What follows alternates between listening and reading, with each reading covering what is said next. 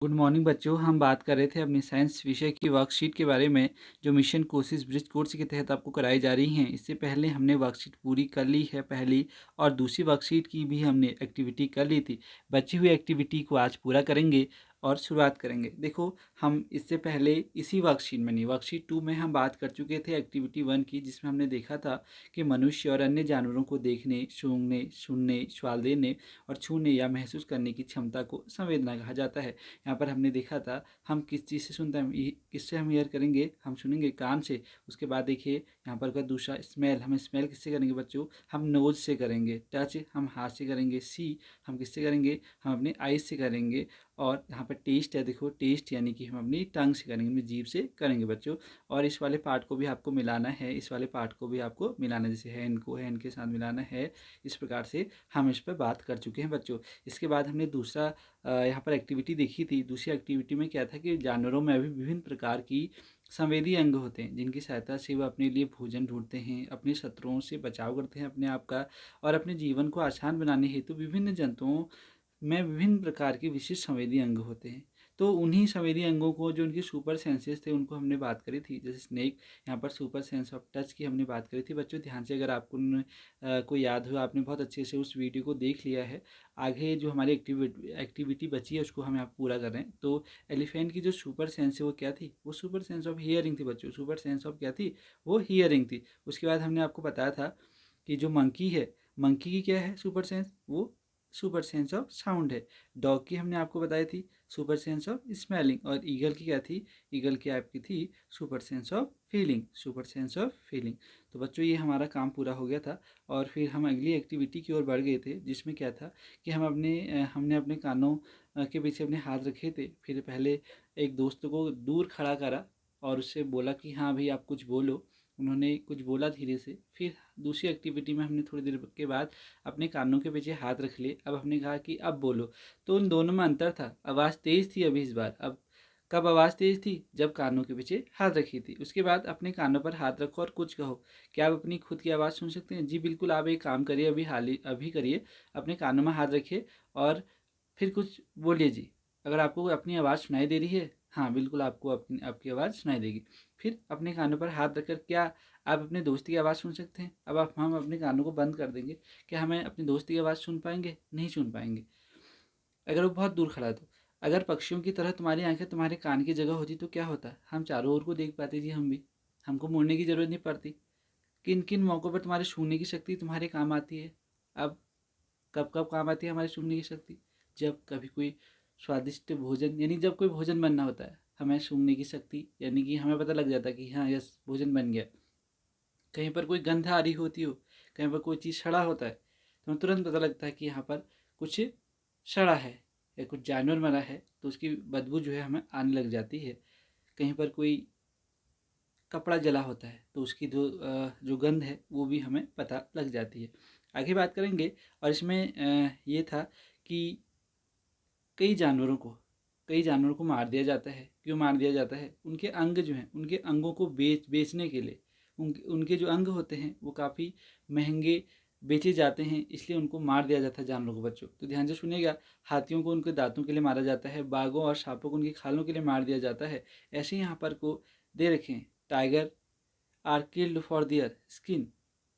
Elephant, अभी इसकी बात करी है, एलिफेंट दांतों के लिए, उसके टस्क के लिए। बाकी हम बात कर चुके हैं बच्चों। आप जो वीडियो अगर आपने नहीं देखी इससे पहले वाली पार्ट, तो ज़रूर से देखिएगा। इसमें एक लास्ट एक्टिविटी बची है, उस एक्टिविटी को हम अभी यहाँ पर पूरा करेंगे। देखो यहाँ पर sloth spends almost 18 hours a day sleeping while hanging upside down on a tree branch. The sleeping time of a sloth is shown in the circle by its shaded part. The circle is divided into 12 parts and each part means 2 hours. Sloth दिन भर में लगभग 18 घंटे पेड़ों से उल्टे लटक कर सोते हैं। स्लॉथ के सोने का समय एक वृत्त में छायांकित भाग से दिखाया गया है। व्रत को कुल 12 भागों में बांटा गया है। प्रत्येक भाग 2 घंटे का समय प्रदर्शित करता है। अब देखो, इस जो ये व्रत दे रखा है इसको आपको समझना है बच्चों। देखो इस व्रत को देखो कितने भागों में बांटा गया है, 12 भागों में। देखो मैं गिन के भी बताता हूँ आपको। इसको 12 भागों में बांटा गया है। देखो 1 2 3 4 5 6 7 8 9 10 11 12, ठीक है। तो 12 भागों में इसको बांटा है और ये कहा गया है कि प्रत्येक भाग जो है, जो प्रत्येक भाग है यानी कि ये वाला भाग, ध्यान से देखिएगा, बच्चों, यानी कि जो ये वाला भाग है पूरा, एक प्रत्येक भाग जो है वो 2 घंटे का है। प्रत्येक भाग क्या है? 2 घंटे का। तो अगला 2 घंटे में जाएंगे तो 4 हो जाएगा, यहाँ 6 हो जाएगा, यहाँ 8 हो जाएगा, यहाँ कितना हो जाएगा? 10, यहाँ 12, देखो 12 लिखा है, ठीक है। फिर यहाँ पर कितना हो जाएगा? 14 हो जाएगा, यहाँ कितना हो जाएगा? 16, यहाँ 18 लिखा है, देखो। अब 18 के बाद 2 और जोड़ेंगे 20 हो जाएगा, और 20 में 2 जोड़ेंगे कितना होगा? 22 हो जाएगा, और 22 में 2 जोड़ेंगे तो 24 हो जाएगा, यानी 24 घंटे की बात हो रही है। अब इसी के आधार पर मैं आपको उत्तर इसके प्रश्न में बताते हैं। देखो, इन्होंने बोला है कि जो स्लॉथ है दिन भर में 18 घंटे सोता है। जो स्लॉथ होता है वो दिन भर में कितने घंटे सोता है? वह सोता है आपके 18 घंटे। देखो कितने यहाँ पर हम गिन लेते हैं, 2 घंटा, 4, 6, 8, 10, 12,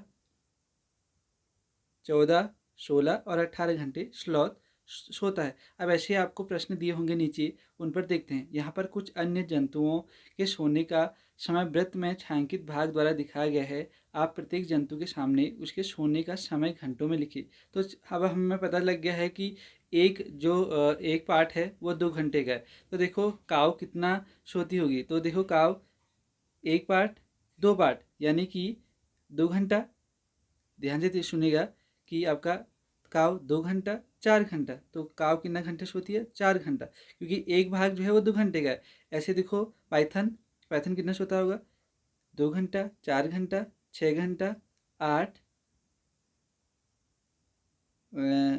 8, 10 और 12, 14, 16 और 18 घंटे, ठीक है। बच्चों ध्यान से समझिएगा, हमने आपसे कहा ना कि जो पाइथन है वो कितने घंटे सोता है? 18। देखो इधर 2 4 6, बार देखना, 2 4 6 8 10 12 14 16 और 18 घंटे, ठीक है। 18 घंटे पाइथन सोता है, तो आपका उत्तर क्या होगा? वो 18 आवर्स। अगला देखो जिराफ, कितना सोता है? देखो जिराफ जो सोता है आपका, वो केवल 2 घंटे सोता है। वो केवल कितने घंटे सोता है? 2 घंटे।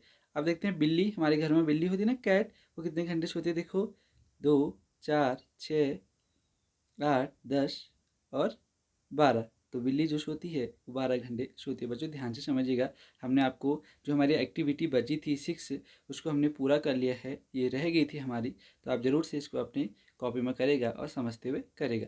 मिलते हैं अपनी नेक्स्ट वीडियो में।